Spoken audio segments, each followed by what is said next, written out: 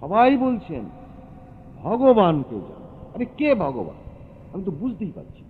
যত ভগবান কি তোমার এই মূর্তি আর ছবির মধ্যে আছে, থাক না বাবা, সে তার জায়গায় বসে আছে। তাকে তো বাতাসাটা না দিলে সে তুলে খাবার ক্ষমতা নেই।